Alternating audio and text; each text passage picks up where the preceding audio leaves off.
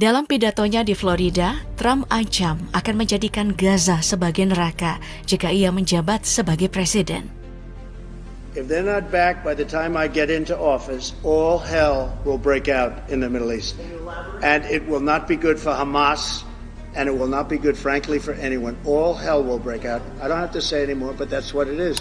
Tidak lama setelah pernyataan ini, tahu apa yang terjadi? Los Angeles, salah satu negara bagian Amerika Serikat, justru yang jadi seperti neraka karena kebakaran hutan yang hebat. Saking hebatnya, total kerugiannya diperkirakan mencapai ribuan triliun rupiah. Mereka yang zalim kepada Palestina. Maka di saat membahas tokoh, bicaralah tentang aku. Nanti ada pembahasan tentang orang Palestina. Pembahasan tentang orang yang terzalimi. Adapun orang yang terzalimi, orang yang mendolimi, mohon maaf. Adapun masyarakat Palestina yang telah dizalimi, maka sudah Allah siapkan pahala yang besar di akhirat nanti. Adapun bantuan dari bangsa manusia adalah kecil dibanding apa yang Allah berikan. Nah, ini adalah Palestina. Adapun pembelaan orang Palestina bukan berarti mereka bukan mukhbitin, supaya tidak disalahkan. Membela diri, ada yang dibela adalah agama pada akhirnya. Karena bukan urusan dia dicubit, bukan. Tapi beragama juga menjadi terganggu. Kemudian bukan membela diri, membela manusia. Anda boleh sabar tentang diri Anda sendiri. Tapi kalau tetangga Anda didolimi, Anda diam, Anda salah. Anda telah membiarkan kedoliman yang berarti itu adalah tidak berlakunya sebuah keadilan. Beda, tolong beda. Aku diganggu, aku kuku, aku. Itu beda dengan jika tetanggaku dipukuli. Wong tetangga dipukuli ngomong, saya menjadi mukhbitin. Lah Anda ini apa? Nah ini bukan begitu. Jadi Palestina sudah Allah siapkan janji-janji dari kesabaran dan seterusnya, kedoliman yang ditimpakan badannya akan sesuatu yang besar. Pun mereka berhak untuk membela dirinya karena ada urusan dengan agama, kemanusiaan, bukan dirinya sendiri. Kemudian ada orang yang berbuat zalim. Ada orang berbuat zalim gak dibalas di dunia, ibu yang soleha. Bukan ukuran kita itu. Dia berbuat zalim, bahkan hukuman yang paling pedih nanti di akhirat. Ada raja-raja zalim itu sampai mati gak ada hukuman.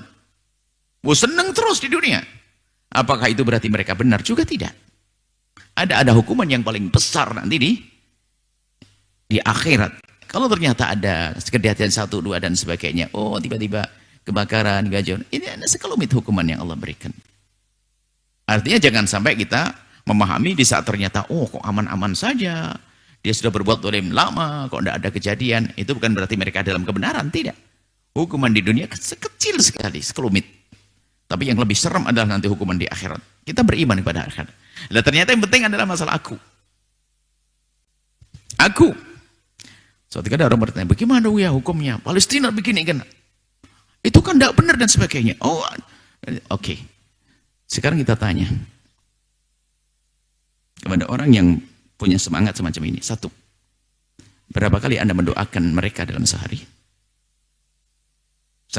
Berapa persen uangmu sudah kau keluarkan? Jangan sampai hanya teriak saja, lalu pengen diangkat di media. Kita perlu kejujuran. Apakah waktu kita makan enak langsung kita bayar Palestina juga? Apakah juga kita lupa saat itu?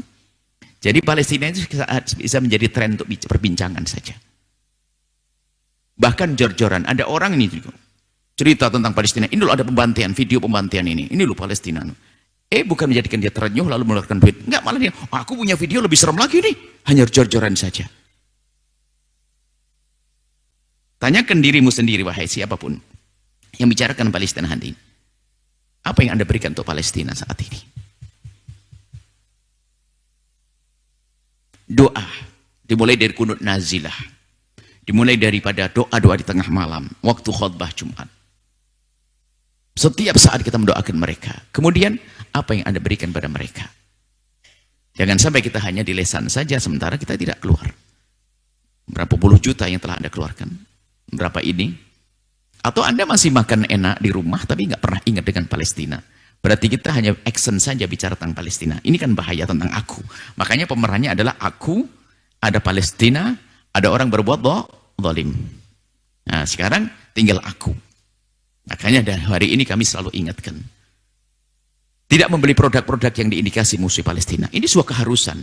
Dan ini alhamdulillah teman-teman dari Al-Bahjah sudah dari dulu sebelum adanya keputusan dari MUI semuanya sudah tahu di sini. Wah, produk kita berusaha untuk itu. Kenapa? Saya lebih senang membeli produk tetanggaku yang dia adalah orang yang tidak berbuat zalim. Nah, kalau masih membela ini kesana. Jadi dari sinilah koreksi kita. Teriak-teriak Allahu Akbar. Bela Palestina. Tak taunya dia nggak peduli dengan urusan-urusan. Mana cinta, mana kasih. Kita jangan sampai bicara tentang Palestina, kita hanya sekedar misalnya action dan sebagainya. Tapi ada 3 pemeran besar adalah aku di sini, Palestina, dan orang berbuat zalim. Bicara tentang aku dengan serius. Bagaimana urusanku dengan Palestina. Bagaimana urusan duitku dengan Palestina. Bagaimana urusan hatiku dengan Palestina.